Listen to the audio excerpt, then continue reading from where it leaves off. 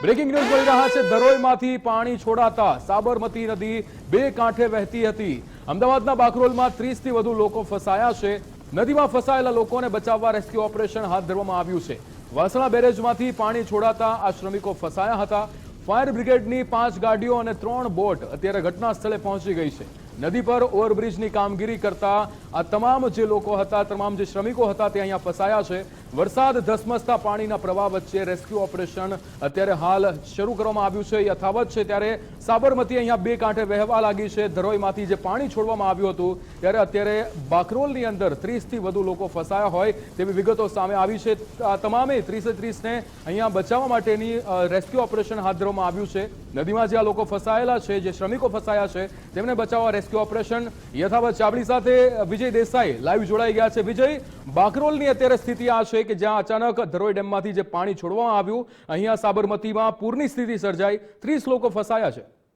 બિલકુલ, વાત કરીએ તો ધરોઈમાંથી જે પ્રકારે 60,000 ક્યુસેક કરતાં વધુ પાણીનો જથ્થો સાબરમતી નદીમાં છોડવામાં આવ્યો છે ને તેના કારણે સાબરમતી નદી અમદાવાદમાં અત્યારે બે કાંઠે વહી રહી છે, જેના કારણે વાસણા બેરેજના 25 દરવાજા 6 ફૂટ સુધી ખોલવામાં આવ્યા છે। એના કારણે પાણીનો પ્રવાહ છે આગળ વધી રહ્યો છે, પરંતુ બાકરોલ પાસે સરખેજ નજીકમાં આવેલા રેલવે ઓવરબ્રિજની કામગીરી કરતા 30 જેટલા શ્રમિકો ફસાયા હોવાના અહેવાલ ફાયર બ્રિગેડને મળ્યા બાદ ફાયર બ્રિગેડની 5 થી વધુ ગાડીઓ 3 બોટ સાથે ત્યાં પહોંચી છે। રેસ્ક્યુ ઓપરેશન હાથ ધરવામાં આવ્યું છે। અત્યાર સુધીની વિગતો અનુસાર એક બોટ મારફતે 5 શ્રમિકોને અત્યારે સહી સલામત પરત લાવવામાં આવ્યા છે અને અન્ય જે ફસાયેલા 25 જેટલા શ્રમિકો છે તેમને બહાર કાઢવા માટેની યુદ્ધના ધોરણે કામગીરી ચાલી રહી છે, જેમાં ફાયર બ્રિગેડની 5 ગાડીઓની સાથે ફાયર બ્રિગેડના જવાનો છે તે જોડાયેલા છે। અને બીજી તરફ મોટા સમાચાર એ પણ મળી રહ્યા છે કે ગાંધીનગરના સંત સરોવરમાંથી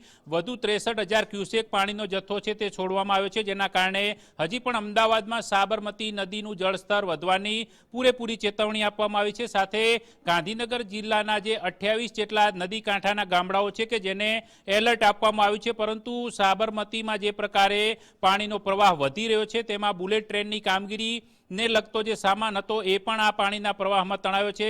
ત્યારબાદ જેમ જેમ આગળ વધતું જાય છે પાણી, તેમ તેના કારણે અનેક મુશ્કેલીઓ હાલમાં સર્જાઈ રહી છે ને તેમાં સૌથી મોટા સમાચાર અત્યારના એ છે કે બાકરોલ નજીક આ કામગીરી કરતા શ્રમિકો અટવાયા છે। તમામ શ્રમિકો ઝારખંડ, પશ્ચિમ બંગાળ અને બિહારના હોવાની વિગતો પ્રાથમિક ધોરણે હાલ મળી રહી છે, પરંતુ તેમને બચાવવા માટેની યુદ્ધના ધોરણે કામગીરી છે ફાયર બ્રિગેડના જવાનો દ્વારા કરવામાં આવી રહી છે। તેમના માટે 3 બોટની વ્યવસ્થા કરવામાં આવી છે। બોટ મારફતે અત્યારે ત્યાંથી એ તમામ લોકોને બહાર કાઢવા માટેના પ્રયાસ ચાલી રહ્યા છે।